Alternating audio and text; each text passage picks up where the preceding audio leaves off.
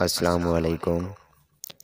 इमाम अली अलैहिस्सलाम की खिदमत में एक शख्स आया और अर्ज़ करने लगा, या अली, मेरी ज़िंदगी मायूस है, कोई खुशी नसीब नहीं होती, बस यही कहना था।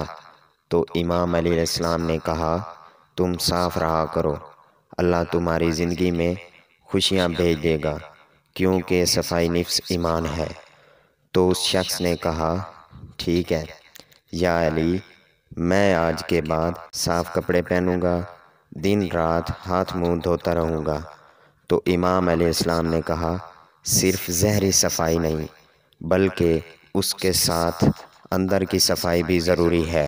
तुम्हारे कपड़ों के साथ साथ तुम्हारे अंदर नफ़रत की मैल ना हो, हसद की गंदगी ना हो, बुग़्ज़, दुश्मनी, ये तमाम निजाजतें जब तुमसे दूर होंगी तो तुम्हारा हर कदम ज़िंदगी और आखिरत की खुशियों की तरफ अल्लाह मोड़ देगा।